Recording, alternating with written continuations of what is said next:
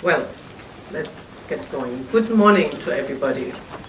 I'm very happy that you are all here. You're all very dear to us, and that's why I do not single out anybody of those many faces that we know and that we appreciate to be here, with one exception. I want to single out the former Minister of Culture of France, the Vice President of the Eurométropole, and the President of Euromage, Catherine Troutman, who is with us. Very welcome.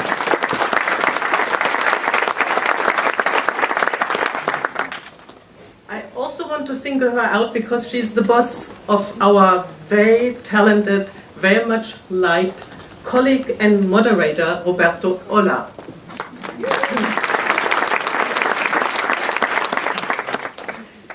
I go not further than that because it will be Roberto who introduces everybody else. It's just that we joked a little bit and he said I should say it.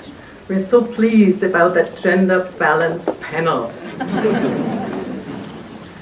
Now, our conference of today, the topic International Co-Productions, a success formula for European films. I was wondering what really to say about it to warm you up a little bit. And I researched some and I thought, well, how about the history of co-production? Now that's extremely dangerous territory for a lawyer who's not particularly strong in history, but I will still tell you the one thing that caught my eyes and that I really like as a story that may or may not be true. So when did the experiment of co-producing possibly start?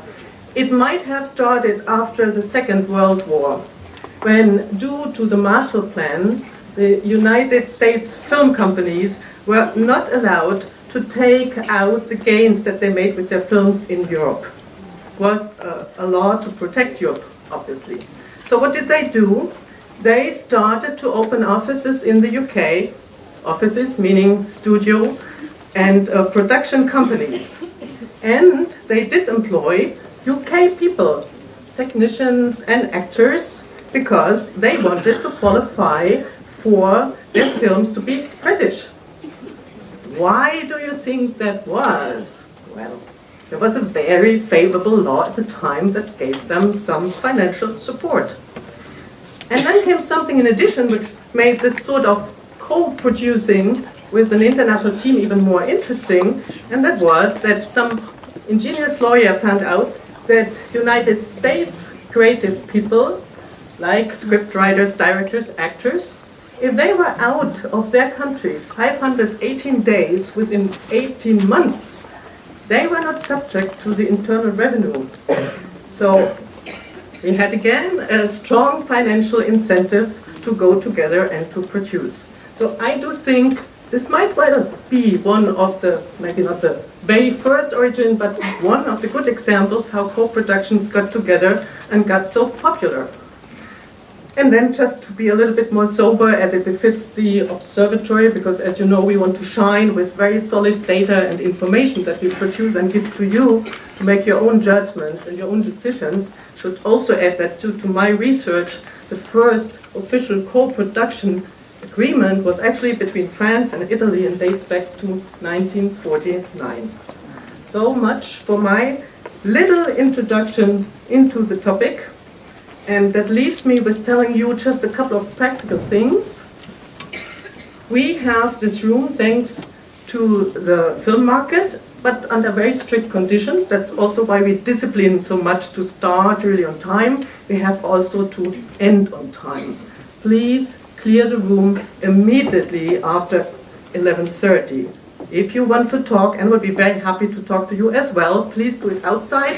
Please come also to see us at our new stand that has moved. I'm the guilty one because I thought we need just a place to meet, maybe not the most prominent place on earth where you run into us. So you find us now in aisle 19.8, and you're very welcome anytime. And then what I should also mention to you is that you all have the Kern bag, I think, and in this bag was a little bag which is obviously for a tablet. But maybe it's for something else. Maybe it's for the little gifts that you got here on your seats from the observatory, like the USB key who is supposed to be at your service, but please read what is on it first. Have a look. A lot of really nice reports from the observatory, not only on film, also on video on demand and on television. There's also an invitation for a conference which might be of great interest to you on video sharing platforms. This conference we do under the French presidency in Paris on the 5th of June. It's open to the public, only subject to the condition that you pre-register and that you get an invitation. Now, invitation cards are also available at our booth 19.8. You find it in the Palais, in the first level down. And that will be all that you need in order to get there. You have also a handout for this conference. That's a new format. We try to condense our information more and more for busy people so that you have the gist of it and you can really look it up also when you go back home.